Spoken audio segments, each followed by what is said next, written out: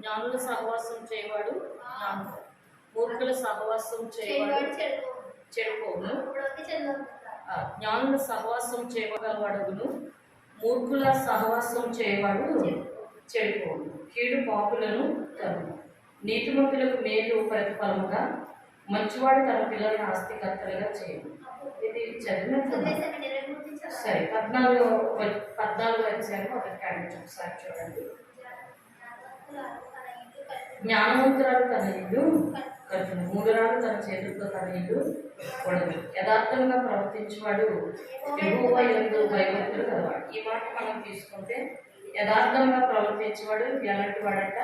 యెహోవా యందు భయభక్తులు కలవాడు. యథార్థత లేనటువంటి వాడు దేవుడు అంటే భయము లేనటువంటి వాడు ఖచ్చితంగా స్పష్టంగా సామెతల గ్రంథం 14వ అధ్యాయం 2వ వచనం. ఇక మనం ఎక్కడో ఎక్స్ప్లెయిన్ చేయవలసిన అవసరం ఉన్నదంటారా? ఎక్కడో పిహెచ్డీ చేయవలసిన అవసరం ఉన్నదంటారా? బిహెచ్డీ చేయాలంటారా? ఇలాంటి అంటే ప్రశ్నలకు మన అంటే ఆన్సర్స్ ప్రతి క్వశ్చన్కి ఆన్సర్ ఏదైనా తడుకోవాలనే పరిస్థితి మన దగ్గర మాత్రము కనబడదు. ఇక్కడ కారణం ఏంటంటే యథార్థంగా చూడండి, యథార్థంగా ప్రవర్తించేవాడు యెహోవా యందు భయభక్తులు గలవాడు. అంటే అక్కడ ఖచ్చితంగా ప్రశ్న ఆన్సర్ కూడా అక్కడే ఉంది. ఇప్పుడు మనకి ఏమని అర్థమైపోవాలి? ఖచ్చితంగా యథార్థంగా ప్రవర్తించడం ద్వారా దేవుని యందు మనము భయభక్తులు కలిగి ఉంటాం. ఎందుకంటే దేవుని భయము యథార్థం తీసుకొచ్చేస్తారు. మరొక చోట ఏమున్నదంటే యెహోవా యందైన భయమే పవిత్రత. యెహోవా యందైన భయమే అంటే దేవుడు నన్ను చూస్తున్నాడు, దేవుడు నన్ను చూస్తున్నాడు, దేవుడు నాకు తీర్పు తీరుస్తాడని భయం ఎల్లప్పుడూ కూడా మనిషిని వెంబడించేటప్పుడు కలిపి కదా. యోసేపు విషయంలో కూడా ఏంటంటే యెహోవా వాక్యం అతను వెంబడించినందున అతడు పరిశుద్ధుడిగా జీవించడానికి ఏమైందంట? పరిశుద్ధుడిగా జీవించడానికి అతను తప్పు చేయడానికి ఇష్టపడలేదు. అందుకని యెహోవా యందు చూడండి యథార్థంగా ప్రవర్తించేవాడు భయభక్తులు గలవాడు. కుటిల చిత్తుడు ఆయనను తిరస్కరించేవాడు. కుటిల చిత్తరుడు దేవుడు అంటే ఇష్టం ఉండదు, ఆయనను తిరస్కరిస్తారని ఖచ్చితంగా లేఖనం సెలవిస్తూ ఉన్నది. అంతేకాకుండా మూడుల నోట వ్యక్తము వంటి ఏమున్నదంట? గర్వం ఉన్నది. జ్ఞానుల పెదవులు వారిని కాపాడదు. ఎద్దులేని చోట గాలి యందు ధాన్యం ఉండదు, ఎద్దుల బలము చేత విస్తారము వచ్చుబడి కలదు. నమ్మకమైన సాక్షి అబద్ధమాడడు. అబద్ధం అనేటువంటి ప్రియముగా ఎంచుకొని ఉంటాడు. కానీ నమ్మకంగా దేవుడి పట్ల జీవించబడి ఏమాత్రము కూడా అబద్ధం ఆడటానికి వాడు ఇష్టపడటానికి మనం ఖచ్చితంగా ప్రియులను ఇక్కడ చూస్తూ ఉన్నాం. కాబట్టి ఈ యథార్థంగా అంటే చూడండి కూట సాక్షి ఏంటంట? అబద్ధములు ప్రియులుగా ఎంచుకుంటాడని లేఖనం సెలవిస్తూ ఉన్నది. నమ్మకమైన సాక్షి అబద్ధమాడడు. కూట సాక్షి అబద్ధములు ప్రియములుగా. కూట సాక్షి ఏం చేస్తారు? ప్రియములు. మళ్ళీ అలాగేలా కూడా కాదండి, ఎలాగంట? ప్రియముగా ఎంచుకుంటారంట. ఎంత లవ్వో అంటే దేనికి లవ్వు? అబద్ధాలు ఆడటానికి కూడా ప్రియం అనమాట. అబద్ధం ఆడటానికి కూడా ప్రియముగా ఎంచుకుంటారు. ఇక కొంచెం కిందకి మనం చూసినప్పుడు చూడండి, అపహాసకుడు జ్ఞానము వెతుకుట వ్యర్థము. అపహాసకుడు జ్ఞానము వెతుకుట వ్యర్థము. తెలివి గల వాడికి జ్ఞానం ఏంటంట? అసలు చూసారండి, అంటే అపహాసకుడికి జ్ఞానం అందదు. అంటే వాడికి జ్ఞానం లేకే వాళ్ళని వీళ్ళని ఏం చేస్తూ ఉంటాడండి? అపహాసం చేస్తూ ఉంటారు. జ్ఞానమునోడు ఎప్పుడు కూడా అపహాసం చేస్తాడా? విని పాండిత్యం పొందుతాడు జ్ఞానం గలవాడు. లేకపోతే ప్రతిదానికి ఏం చేస్తాడంటే అభ్యాసం చేస్తూనే కూర్చుంటారు. కాబట్టి తెలివి గలవాడికి జ్ఞానం ఏమవుతుందంటే సులభం అనమాట. తెలివిగా ఉన్నటువంటి వాడికి ఏ పని చేయాలన్నా సరే వాళ్ళకి చాలా సులభంగా ఉంటారట. బుద్ధిహీనుని ఎదుటి నుండి వెళ్ళిపోము. బుద్ధిహీనుని దగ్గర ఎదురుగా ఉండటానికి వీలేదు. అలాగే జ్ఞానవచనములు వాణి యందు అది బుద్ధిహీనుని ఎదుటి నుండి వెళ్ళిపోము. జ్ఞానవచనములు వాణి యందు కనబడవు. తమ ప్రవర్తనను కనిపెట్టి ఉండేవాడు వివేకులకు జ్ఞానములకు లక్షణము. మోసకృత్యములే బుద్ధిహీనులు కనుపరచు మూఢత. మూడులు చేయు అపరాధ పరిహారార్థ వారిని అపహాసము చేయు. యథార్థవంతులు ఒకరి యందు ఒకరు దయ చూపుదురు. దేవునికి స్తోత్రం. హల్లెలూయా. యథార్థవంతులు ఏం చేస్తారంటే ఒకరి యందు ఒకరు దయ చూపుతారు. యథార్థంగా ప్రవర్తించే వారు ఎల్లప్పుడూ కూడా దయాగుణము కలిగి ఉంటారు. ఒకరి యందు ఒకరు దయ చూపిస్తారు. ఎవరి దుఃఖం వాడి హృదయం అంటే తెలియదు. మా బాధ మీకేం తెలుసండి, మా బాధ మీకేం తెలుసండి అని అంటుంటారు కదండి. మా బాధ దేవునికి మాత్రమే తెలుసు. నిజంగానే ఎవరు నన్ను బాధను అర్థం చేసుకోకపోయినా ఈ లోక మనుషులు మనల్ని వెలివేసినా కూడా అభాసం చేసినా కూడా మన బాధ అంతా కూడా ఎవరికి తెలుసు చెప్పండి? దేవుడికి తెలుసు. ఎవరి దుఃఖము వారికే తెలుస్తుంది. ఎవరి దుఃఖము వారి హృదయములకే తెలియదు. ఒకరి సంతోషంలో అన్యుడు పాలివాడు కాదు. బుద్ధిహీనుడు ఇల్లు నిర్మూలము, యథార్థవంతుల గుడారము వర్ధిల్లును. యథార్థవంతులు ఒకరిని చూడండి, ఒకని ఎదుట సరైనదిగా కనబడు మార్గము కలదు, అయితే తుదికి అది మరణమునకు. నాకు బాగానే ఉంది మన మార్గం, చాలాసార్లు చెప్తాను.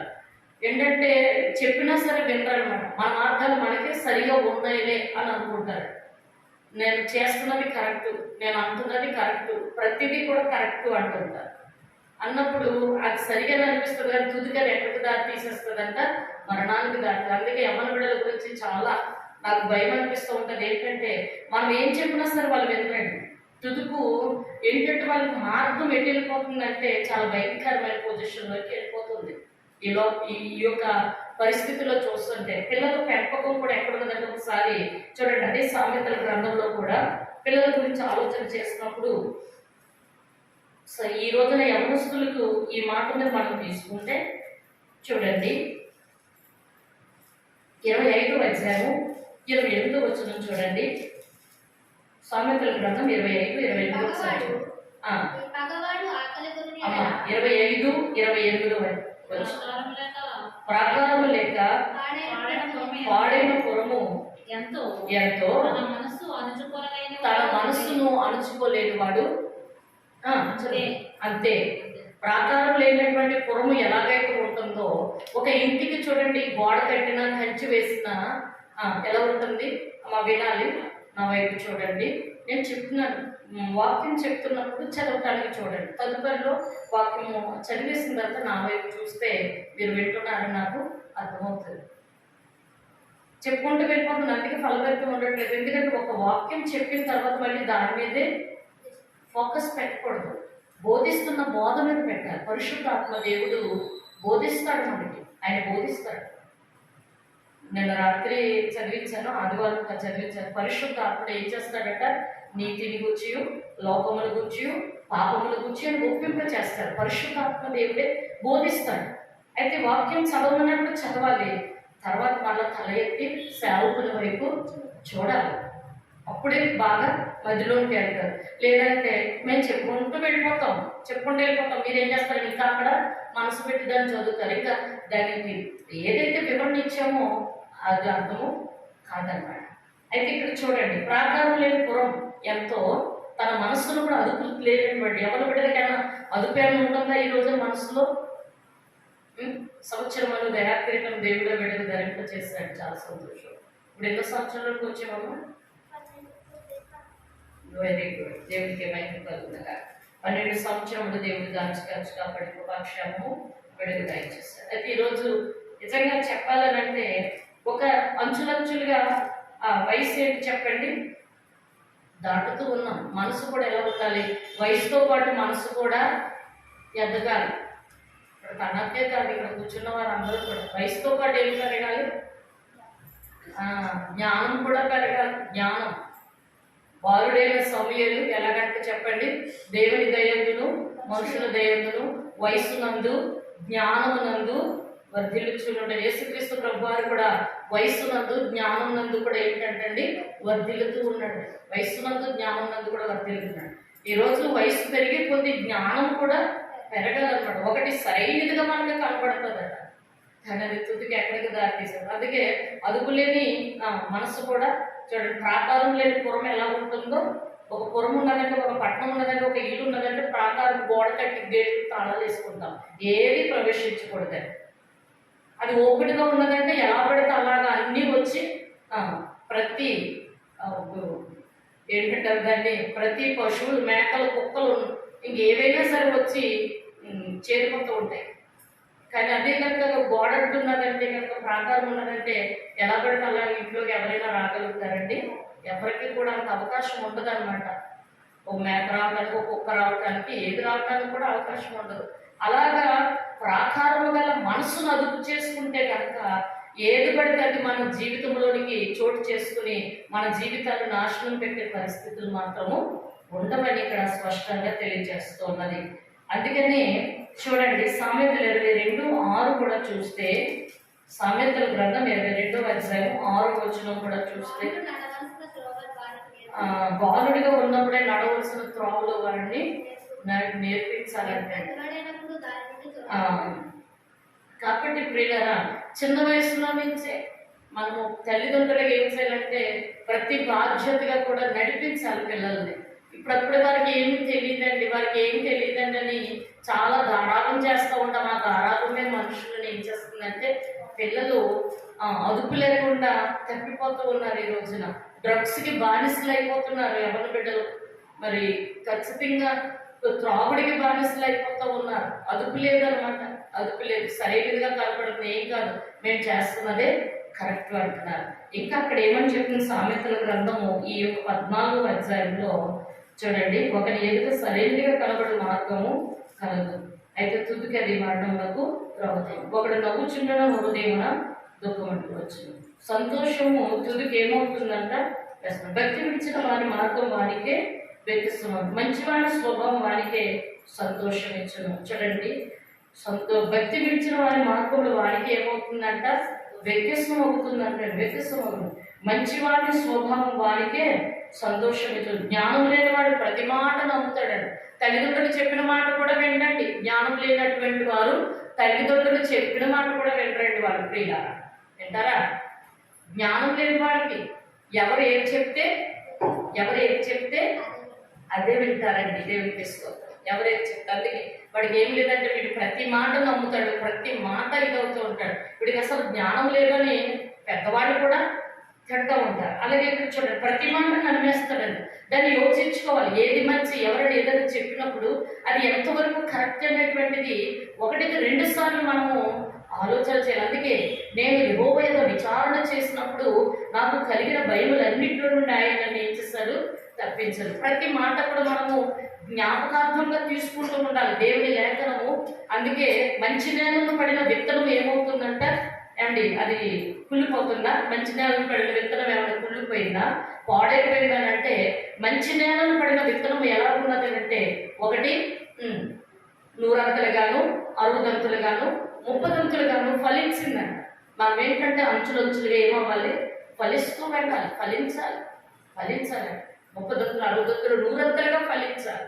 అంతేగాని లోకంలో ప్రతిదీ నమ్మేసి మనం ఎలా పడితే అలా ఇడ్చుకుని పోవటానికి మాత్రము లేదండి. దేవునికి స్తోత్రం. హల్లెలూయా, హల్లెలూయా. ఇంకను కూడా చూడండి, వివేకైన వాడు తన నడతలను బాగుగా కనిపెట్టాడు. వివేకము కలవాడు. అందుకే జ్ఞాని అయినటువంటి సొలొమోను గారు కూడా దేవుని సన్నిధిలో అడిగింది ఏంటి అని అంటే, నాకు జ్ఞానం ఇవ్వండి, వివేకం దయచేయండి. ఎందుకు? నేను ఎలా పడితే అలా పరిపాలించడానికి మాత్రము కాదు కదండి. ఏ పని చేసినా సరే, ఏది ఎక్కడైనా సరే, ఎలా అయినా సరే, ప్రతిరోజు కూడా మనం చేయగలిగింది ఏంటి అని అంటే దేవుని సన్నిధిలో జ్ఞానం అడగాలి. ప్రతిరోజు జ్ఞానం చాలా విలువైనది. నీ సంపాదన అంతా కూడా అమ్మివేసి ఏం చేయాలంట? నువ్వు బుద్ధిని కొని తెచ్చుకో. సంపాదన ఉంటే సరిపోదు, అందచందాలు కలిగి ఉంటే సరిపోదు. అందుకే వయసుతో పాటు కూడా ఏం పెరగాలి చెప్పండి ప్రియులారా? వయసుతో పాటు ఏం పెరగాలి? జ్ఞానం కూడా పెరగాలి. యేసుక్రీస్తు ప్రభువారు వయసునందు లోకా సువార్తలు ఉంటాడండి. చూద్దాం ఒకసారి ప్రియులారా. లోకా సువార్తలో 2వ అధ్యాయంలో చూడండి,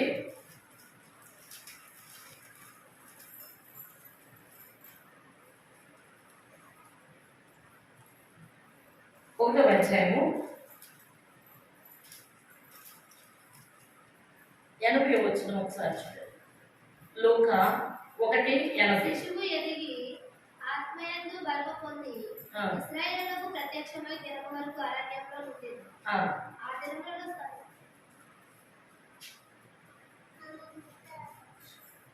యేసు వయసునందు జ్ఞానమునందు కూడా వర్ధిల్లుచు ఉండెను.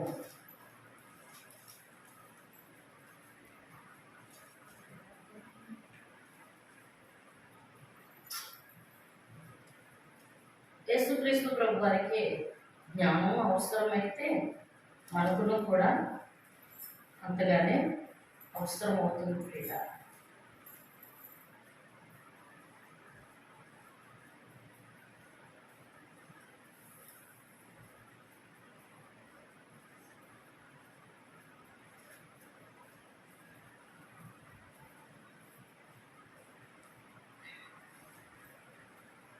చూడండి.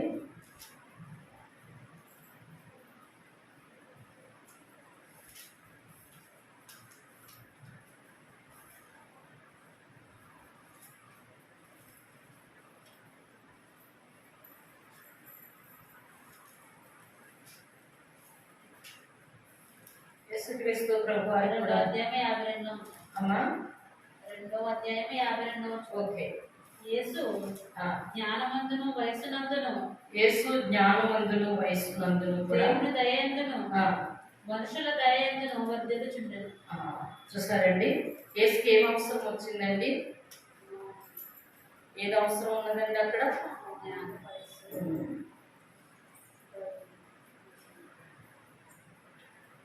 యేసు జ్ఞానమందును వయస్సునందును దేవుని దయను మనుషుల దయను వర్ధిల్చుకుంటుంది కదండి.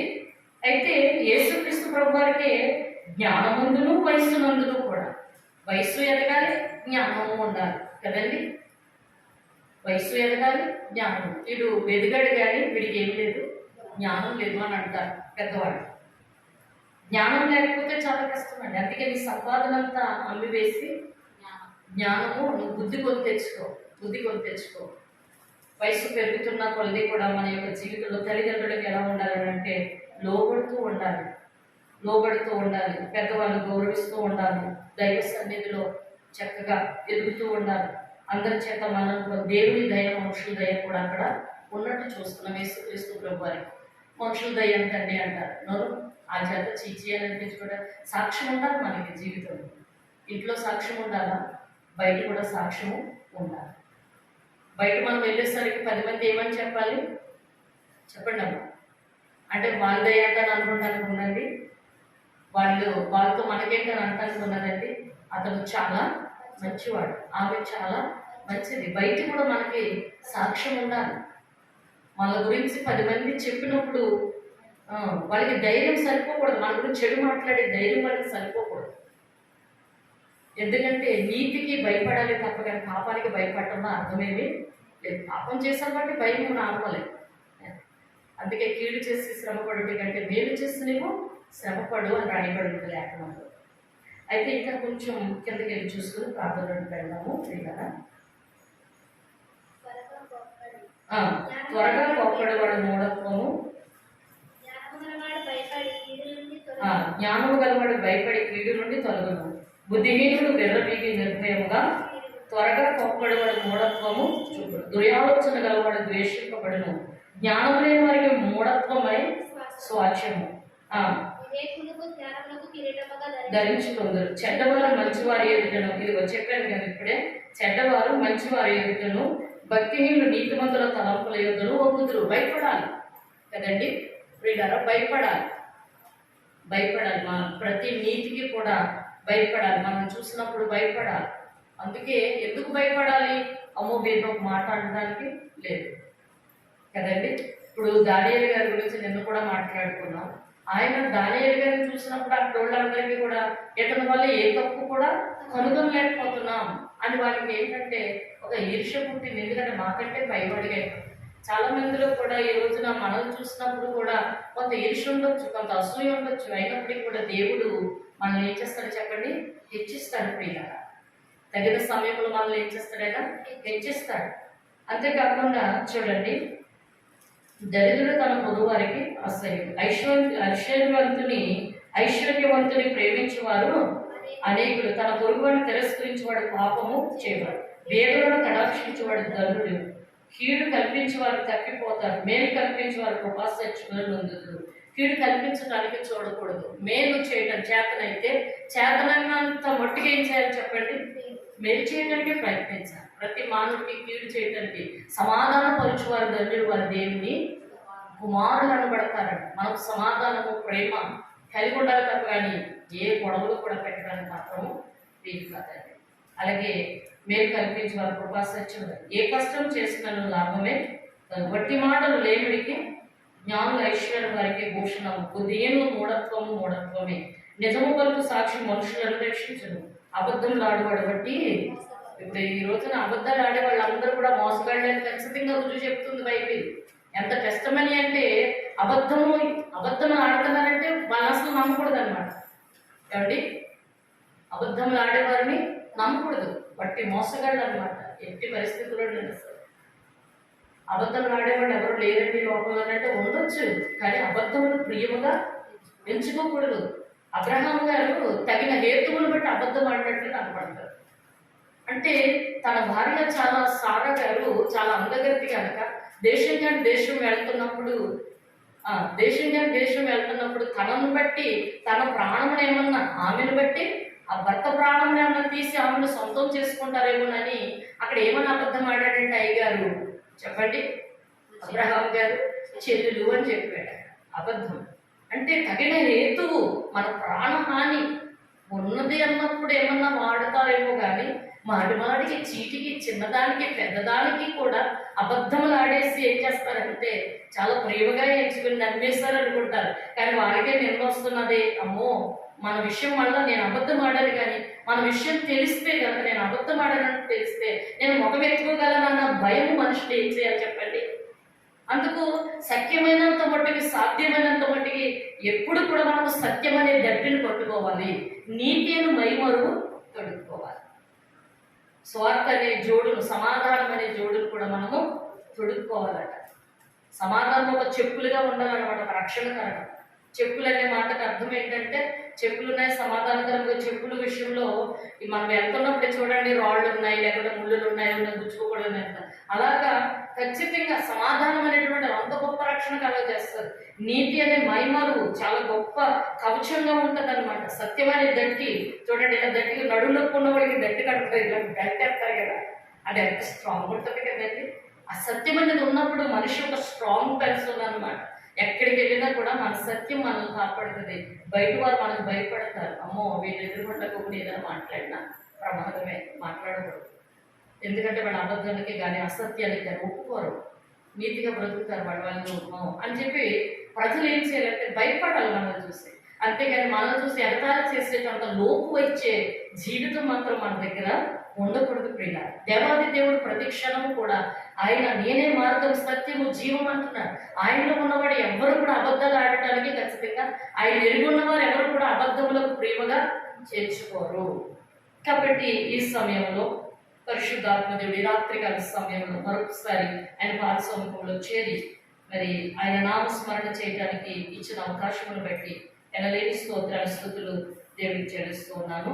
మరి ఇదే రోజు జన్మదినం యొక్క మరి షారోన్ జన్మదినం యొక్క శుభమైనటువంటి వచనాలు పరిశుద్ధాత్మ దేవుడిస్తున్న ఆశీర్వాదం ఒకసారి చూడండి. కీర్తన గ్రంథం 65 వచనం. కీర్తనలు 65:11. సంవత్సరమును దయాకిరీటం నీవు ధరింపచేసి ఉన్నావు. నీ జాడల సారము కదా. సంవత్సరమును దయాకిరీటము దేవుడు గడిచిన కాలం అంతా కూడా 12 సంవత్సరాలు ప్రభు కాపాడి 13వ సంవత్సరంలోనికి మరి షారోన్ని దేవుడు ప్రవేశపెట్టారు. కాబట్టి అలాగే సామెతల గ్రంథంలో కూడా దీర్ఘాయుషు చేత దేవుడు ఆ బిడ్డను తృప్తిపరిచి చూడండి, నా వలన నీకేం కలుగుతుంది? దీర్ఘాయువు కలుగుతుంది, నీకు జీవించు సంవత్సరంలో అధికములను. 9వ అధ్యాయంలో ఈ మాట మనకి కనపడుతుంది. 11వ వచనము, నా వలన నీకు దీర్ఘాయువు కలుగును, నీవు జీవించు సంవత్సరంలో అధికములను. దేవునికి స్తోత్రం, హల్లెలూయా. కాబట్టి దేవాది దేవుడు బిడ్డకు దీర్ఘాయుష్నిచ్చి గడిచిన కాలం అంతా కూడా ఏ రీతికైతే దేవుడు కాచి కాపాడి కృపాక్షేమంగా ఇచ్చేస్తారు, అలాగే జరగన్న మరి సంవత్సరాలన్నింటిలో కూడా కృపాక్షేమం బిడ్డకు దయచేసి మరి దేవాది దేవుడు ఆ బిడ్డను ఆశీర్వదించిన గాక. జన్మదినం యొక్క మరి ఈ సంతోషంతో కేక్ కూడా కట్ చేసుకుంటామని చెప్పడం జరిగింది. మరి తల్లిదండ్రులుగా ప్రస్తుతం వస్తారని చూస్తున్నాను. ఎక్కడ మీ డాడీ గారు? సరే, ఇలా ఒక ప్రార్థన చేసుకుందాం ప్రియులారా. ఇలా ఒక ప్రార్థన చేసుకుందాం. దేవుడి పరిశుద్ధ వాక్యం దీవించి ఆశీర్వదించుకుందాక. ఆమేన్. ప్రార్థన చేసుకుందాం.